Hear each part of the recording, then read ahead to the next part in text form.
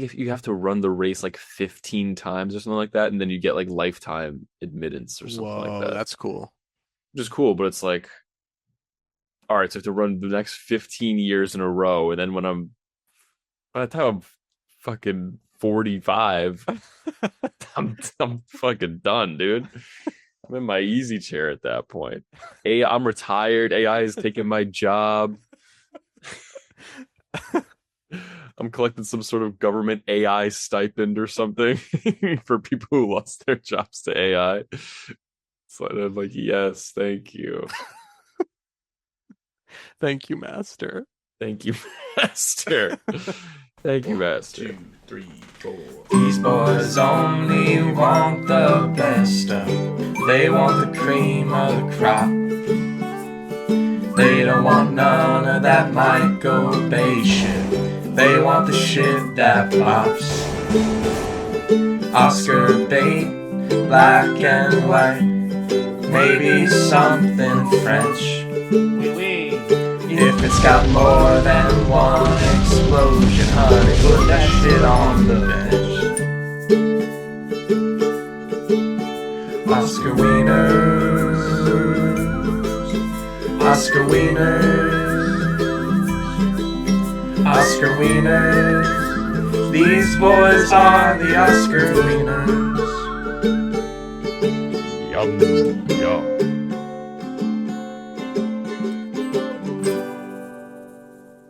Oscar Wieners. Welcome to Oscar Wieners, Bada bing.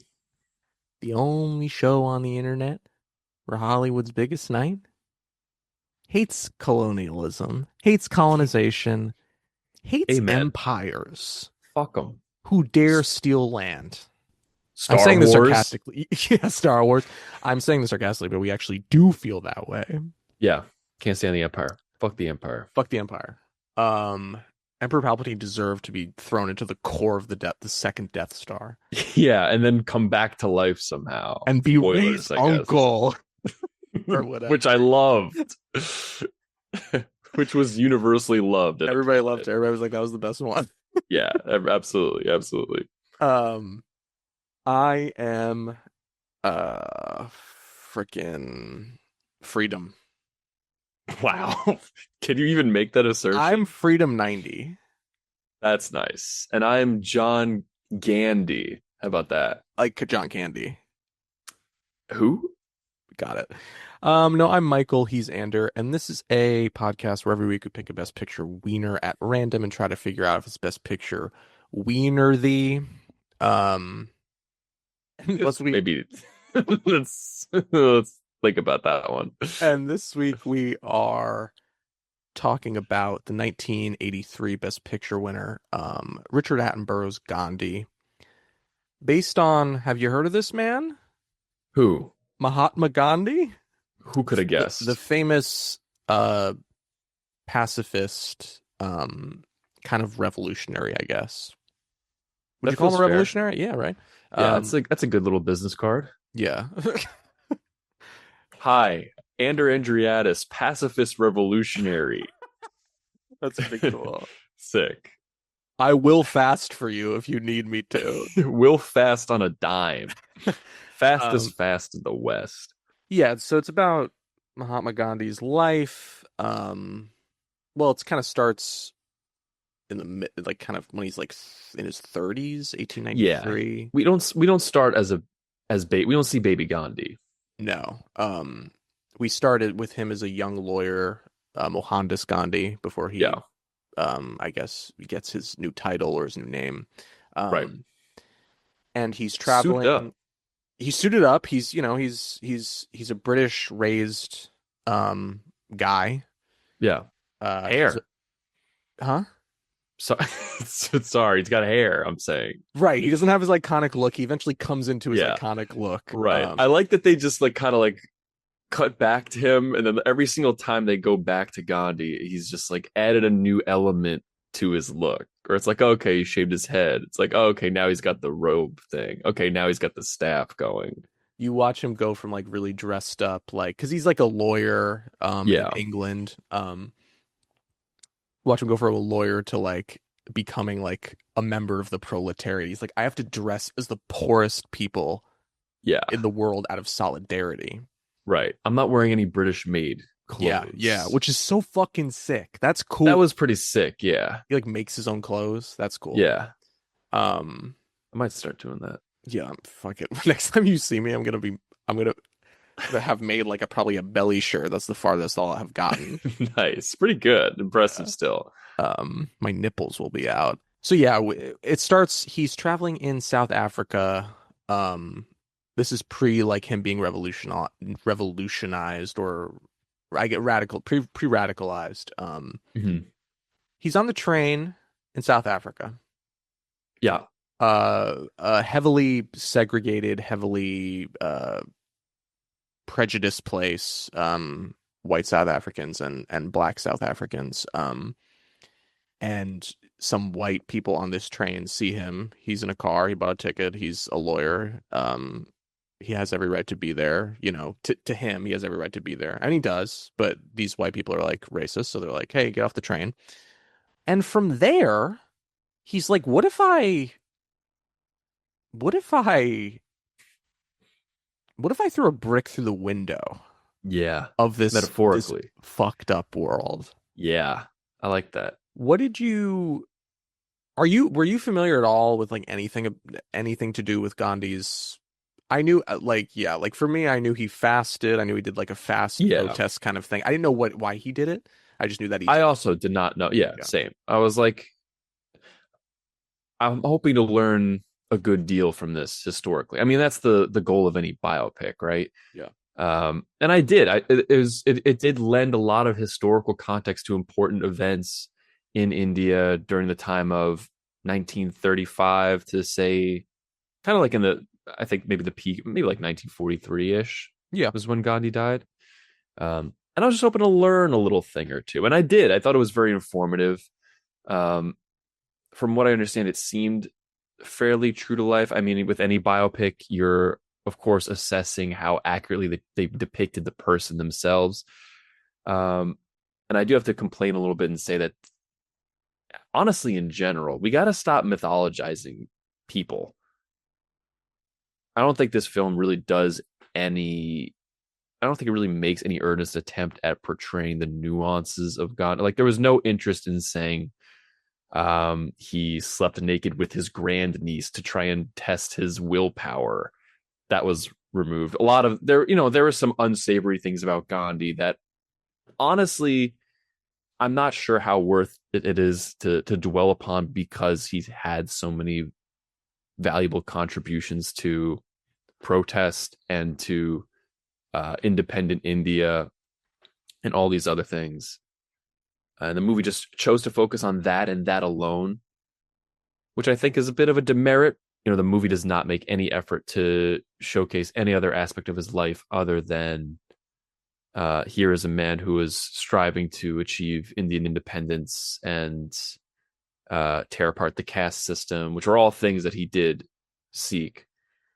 Uh, this might be naive to say, but this movie really underlined how cartoonishly evil the British Empire was. Like, holy shit, dude. Like, at what point when you're aiming a gun at a crowd of peaceful civilians, do you think, like, am I the bad guy here? Insane. Yeah, I think the movie feels more like because in the opening of the movie there's like text that's like, listen, we we might have fucked it up. We couldn't put it all in. Sorry. Yeah. And Yeah. it's so weird. And then the movie starts. And I do think this movie has so much reverence for Gandhi and like what he did, which like in some ways is, that's good, I guess. But like you said, Gandhi as a character, Ben Kingsley's, performance as Gandhi is a little one note because Mhm. he sort of, he doesn't, we never get a sense of his subjectivity. We never get a sense of what's going on in his head and even like necessarily why he's making the decisions he's making. Even in the beginning, what inspires him to just like all of us. I mean, I don't know, maybe this is like naive to say, but it's like what inspires him all of a sudden to like stand up to like the British? Like was he not that I want to see his a movie about him from birth to death necessarily, but it's like, well, what happened in his life that made him like be like, actually, I do want to be a revolutionary. It's like it's almost as if like from the beginning, he's just a man of just like courage and fucking like Yeah. and yeah, I don't know, and like that's not bad, but I'm just sort of like he's not an interesting character necessarily.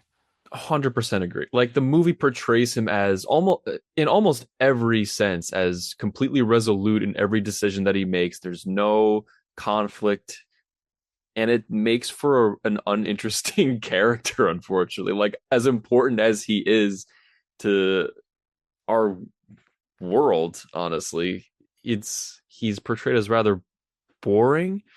Not to say that, just as a movie character, just from a Yeah, purely yeah, yeah. movie point of view, I didn't like to watch it because it just wasn't interesting. Like everything that he did was just so uncomplicated. Yeah, that I guess that's like a really good way to frame it. It's just like as a narrative, as a story, Yeah, I never get a sense of why this guy is making these choices. yeah. Like, and I'm on his side. Like, yeah, I think I think India should be independent from fucking colonial Britain, But like, I think the movie just wants us to believe that it's because he got kicked off a train. right? That's like it kind of That's boils it it. down to Yeah, that. It's like this one moment, and he's like, I'm for some reason I'm gonna take a stand yeah, right now. yeah. Like this is the last straw. All right. Or it's like, I don't even know if it's the last straw. It's almost like the movie's like, this is the first time he's experienced something like this. And I'm like, that's probably unlikely. And he's like immediately, we need a revolution. Yeah. Which, all right, more power to you, but Yeah. I don't know. I mean, he also, not to discount that he saw it was a basic violation of human rights that was so pervasive that he wanted to stand up against it.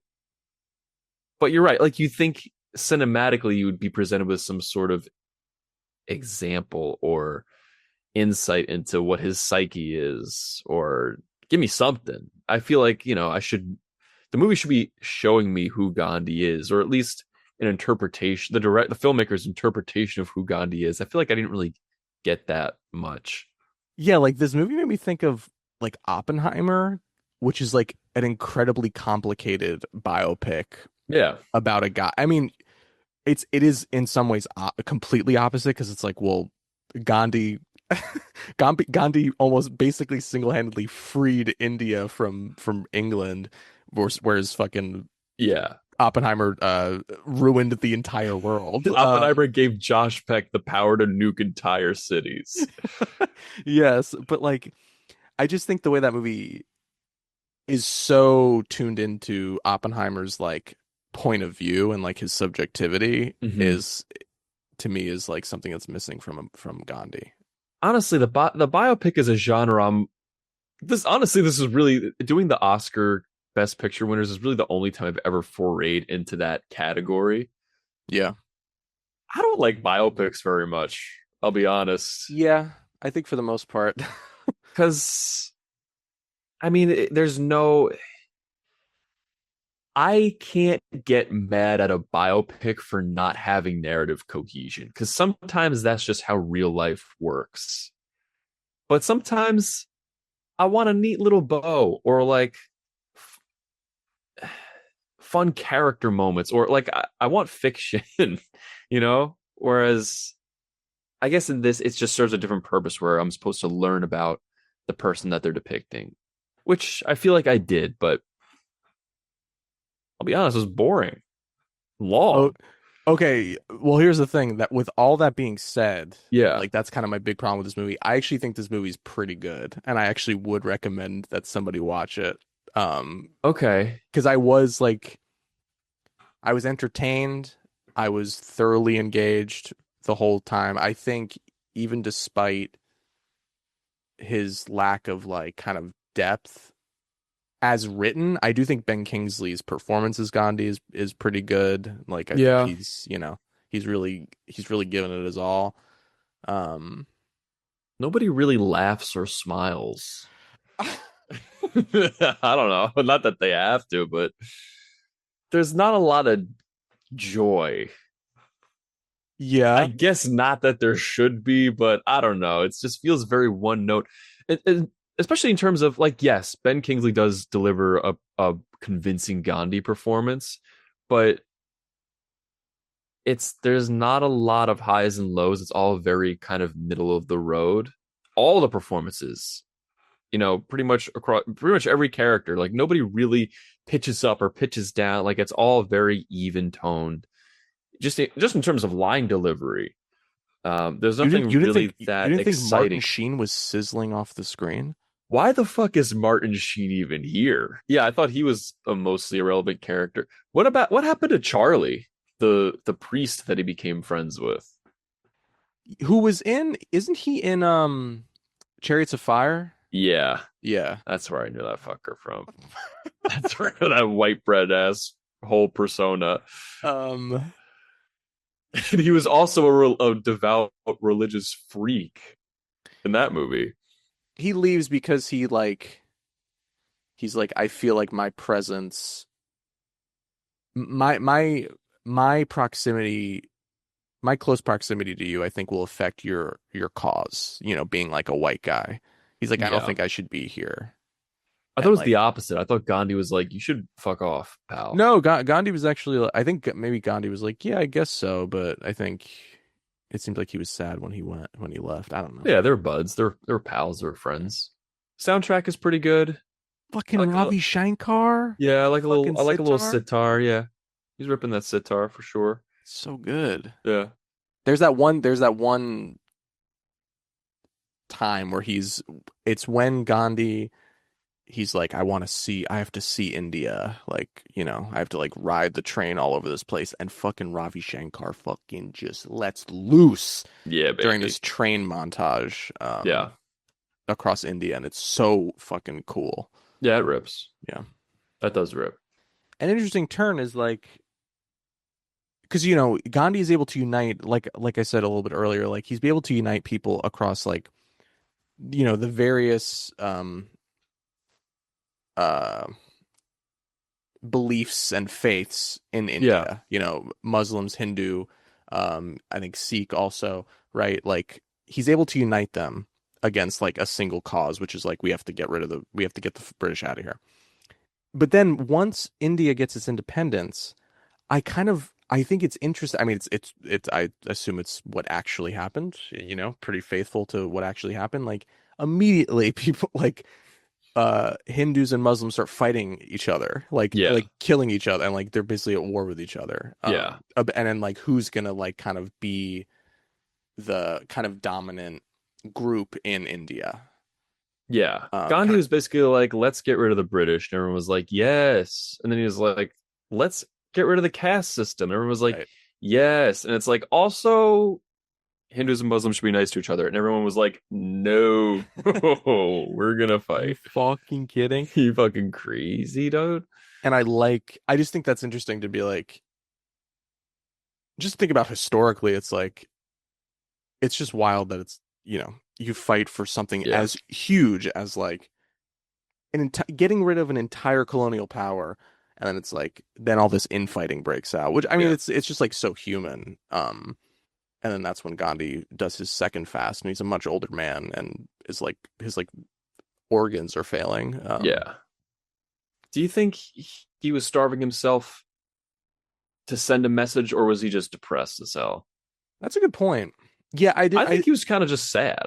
I do think the second time he's like, if I die, that's fine. He's like, this shit's gonna just Yeah, keep happening. Like nobody can just like be at peace for like more than 2 seconds. yeah. So maybe I don't want to be alive anymore. Yeah, I could see that. I mean, to just keep going from, I mean, you gotta give him credit. The guy just went from it was one thing to the next. Like as soon as he got independence from Britain, it's like, all right, now we gotta move on to the next thing. Now we gotta move on to the next thing. Like there was no rest for peace. Like if I achieved one of those things, I'd be like, fucking, I'm calling it a life. I'm retiring. I'm going on vacation. I'm going on vacation. I'm going to Bali. Don't Yeah. contact me. I'm gonna go see Casablanca. I've heard so many good things about it. Dude, Casablanca was coming out like at this time. Yeah, That's crazy. pretty good movie. Eh. Daniel Day-Lewis plays like a racist guy for like 2 seconds. Oh, I'm so glad you brought this up. Yeah, I was like, is that Daniel Day? That was Daniel Day. I had to do a little side quest for like half an hour to figure out that was Daniel Day-Lewis, and I don't know what he was. I was like, was he famous? I guess not, No, right? this had to have been like a early like kind of movie role of his. Yeah, he's just a random racist guy on the street. Yeah, he says some slurs at Gandhi and then he fucks off. Yeah, and it's delivered beautifully, by the way. You can really see his potential.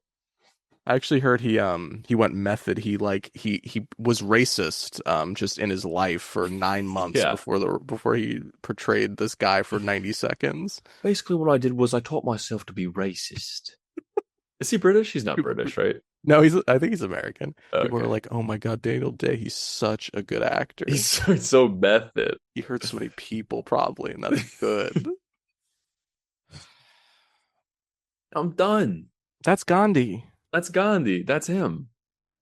Would you like to hear the other Best Picture nominees for 1983? Am I gonna know any of these? You're gonna know the first I've one. been floating around in the 40s a little bit. You're gonna know the first freaking movie. Okay. Star Wars 2. You're not that far off. You're in the Really? same. You're in the same friend field. Oh, Steven. It's a Steven. So it's first up. Give me one more shot. E.T.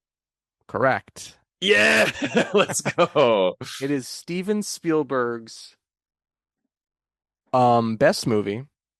Wow. One of my favorite. One of like Really? my 10 favorite movies ever. This is news to me. E.T. is a perfect movie. It's one of those. It's like a once in a lifetime movie. It's a miracle that it exists. It's like the fucking Sistine Chapel, I think. That wrinkly little nugget will make you believe. It's a perfect confluence of collaborators, of just like story material, of subject matter, of person generating subject matter. It's a perfect movie. It's a perfect movie. You love a coming of age. And it's obviously it's a cute little story about Elliot, played by Henry Thomas, Elliot. who meets an Italian alien. What was that? Huh? You said Elliot. Sounded Italian. That was so not Italian. All right, how about Elliot? That's good. That's good. That sounds more like all right. who fucking a little guy, a little alien crashes into his goddamn backyard and he takes care of him and stuff ensues. Little Stromboli.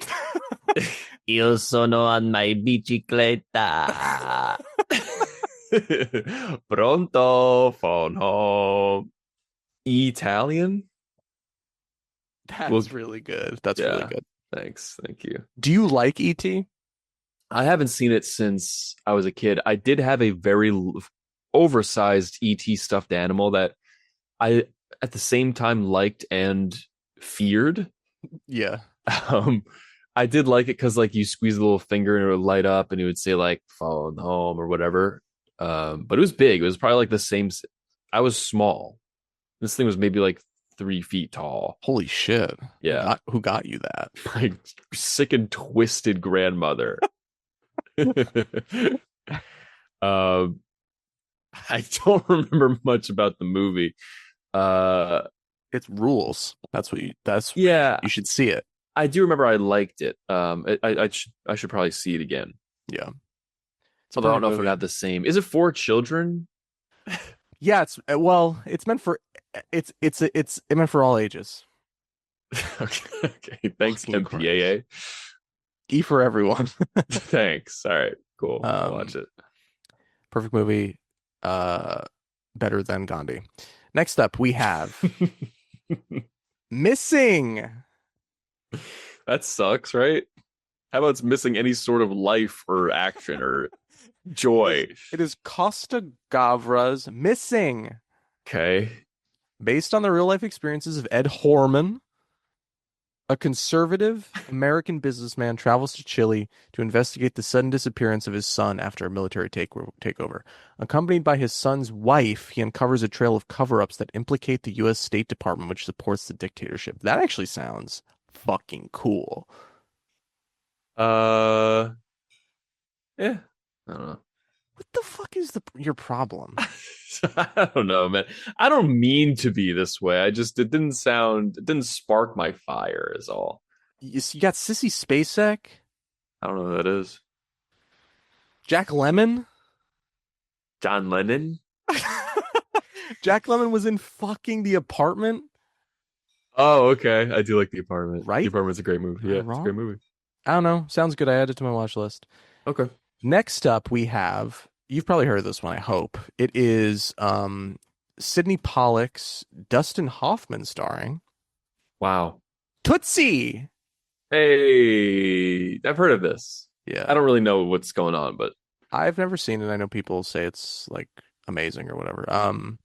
When struggling out-of-work actor Michael Dorsey, it's Dustin Hoffman, secretly adopts a female alter ego, Dorothy Michaels, in order to land a part in a daytime drama. He unwittingly becomes a feminist icon and ends up in a romantic pickle. fuck out of here. It's one of those It movies takes where a man to be a feminist icon, actually.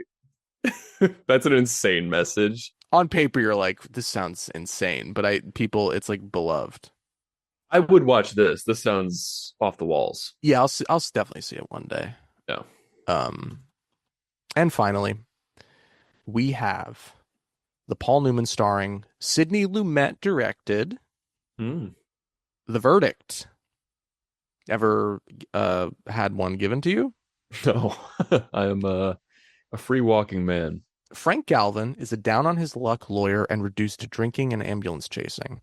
When a former associate reminds him of his obligations in a medical malpractice suit by serving it to Galvin on a silver platter, all parties are willing to settle out of court. Blundering his way through the preliminaries, Galvin suddenly realizes that the case should actually go to court to punish the guilty, to get a decent settlement for his clients, and to restore his standing as a lawyer. Go off, Paul. Apparently it rules, so... Listen, Paul Newman is batting 1,000 so far as I'm concerned. Yeah, Paul Newman's one of the best we ever had. I've only seen 2 of his pieces, but they've both been... He has does a good salsa, he has jelly, he actually has like a kind of a pretty tasty Oreo knockoff. Yeah, those Numenos, those are excellent. Numenos are good. I think his best, I don't know if we've talked about this on the show, but I will say I think his best Newman product is his grape juice. You ever have his grape juice? There's a picture of like a purple monkey on it. No, I will. Pretty good. I'll buy a jug. It's so delicious. It tastes like uncarbonated grape soda. I love the Sting, but it's better than the Sting. Do you think Gandhi is best picture worthy? Oh, you know what? This is a tough one. This is a tough one. Is it an important story that deserves to be told? Yeah. And I will say the filmmakers have a lot of you could tell they have a lot of respect for the material. I know like Richard Attenborough is like a white guy. I think he was British, which is maybe problematic. But you could tell like they do give a shit, you know. Yeah, you can feel it in the filmmaking. Yeah, for sure. That being said, I'm gonna say no. Got it. Just in terms of entertainment value, it's rather bloated. 3 hours and 11 minutes. I will say, yeah. Obviously, E.T. I think is a perfect movie, and I don't think Gandhi's a perfect movie. I will say it is best picture worthy. Okay. For all its flaws, for all the ways it doesn't necessarily properly represent its central figure. I still, like you said, I think it's, it's important to listen.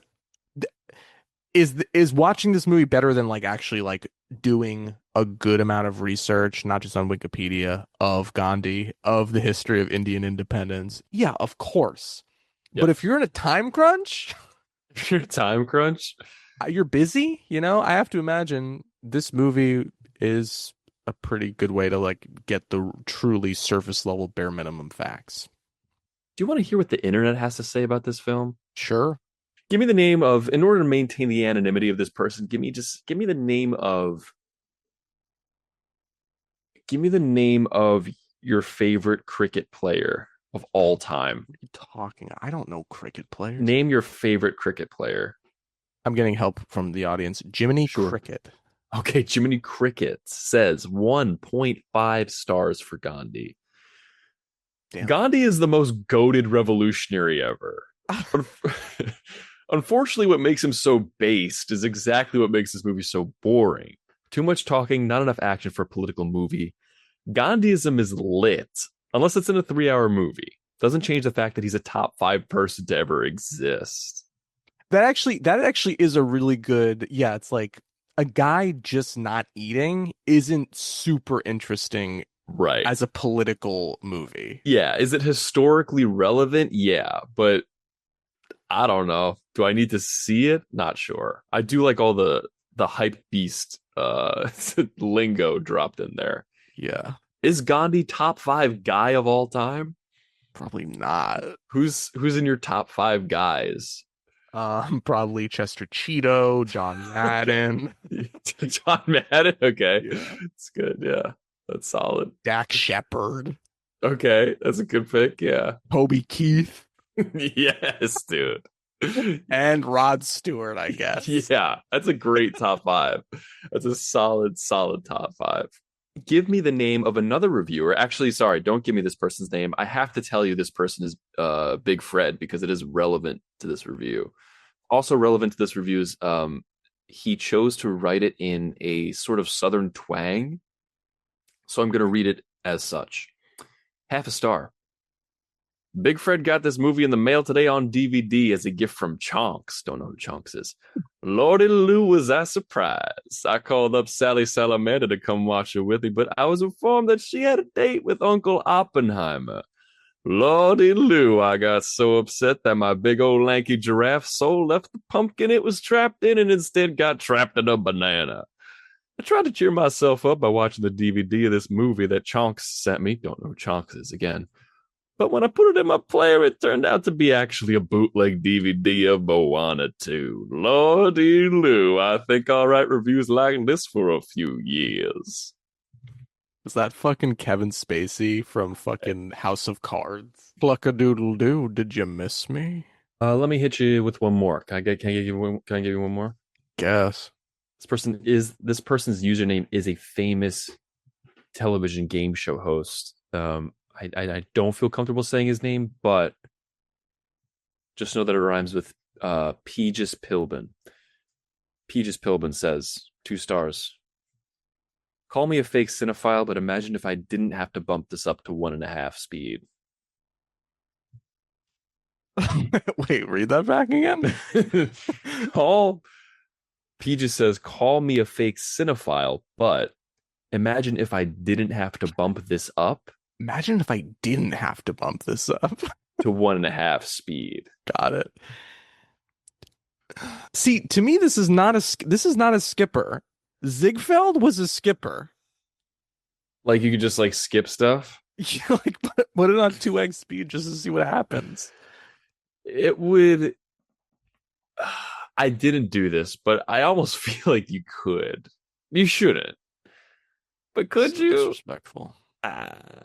Yeah, it's disrespectful, but you probably could. Like if you got like a brunch to go to, if you've got like a pressing engagement to go to, if you're getting married, for example, if you're due at the altar, in let's say 2 hours 45, and you're like, I gotta finish Gandhi before, just for motivation.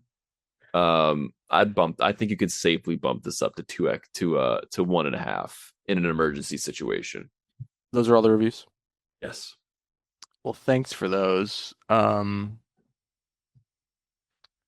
Next week, let's talk. You got a little glint in your eyes right now. Let's talk. You know what? I'll give you some juice. Give me some juice. You haven't had juice in so long, my boy's I'm thirsty. parched. Yeah. Let's talk about the Hurt Locker. Oh, my man. Yeah. Let's talk about the Hurt Locker. Let's follow up a movie about a country's independence from a colonial power and talk about our own country's colonial misdeeds in foreign That's land. actually, yeah, this is actually a really good transition, honestly. And we'll talk about the 2000, I think, 9 Best Picture winner. Yeah, I think it was 2009, or maybe it was. I think it was came out in 2009. Was the 2010 Best Picture winner? The Got it. Avatar year. Wow. Yeah. Was that nominated? Yeah. Are we going to talk about it at all, or? No, I'm gonna skip that one. All right. But until next time, if you're ever a radical, a political radical, if you're ever protesting, if you're ever organizing, if you're ever staging a sit-in, if you're ever fasting as protest Yeah. against the occupation of your country by a foreign superpower, and everything goes well, you succeed, Yeah. We did it. I want you to break that fast. Yeah. You know where I'm going. Yes, sir. Land that plane. With the biggest, sloppiest hot dog you Sir, can yes. get your hands on and around. Oh, yeah. Every topping. Mustard, ketchup. Yeah, I've said it almost every episode. Diced onion relish. We know the characters. I want it slippery and sloppery, and I want you to just enjoy it because you did a good job. Nice. I will. I'll have a nice little munch. See you next week, Wieners. 1, 2, 3, 4. These boys only want the best stuff. They want the cream of the crop. They don't want none of that Michael Bay shit. They want the shit that bops. Oscar bait, black and white. Maybe something French. If it's got more than one explosion, honey, put that shit on the bench. Oscar Wieners. Oscar Wieners. Oscar Wieners. These boys are the Oscar Wieners.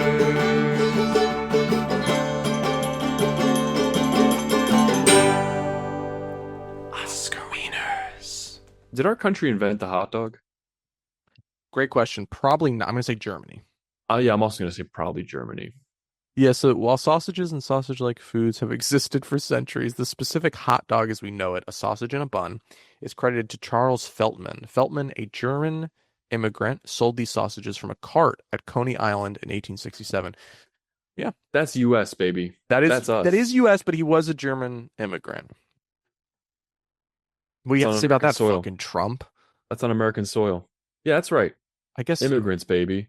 But Trump's fucking the lifeblood. Probably eats like 3 hot dogs a day. He has no idea that hot dogs were invented by an immigrant. Hunk ass loser.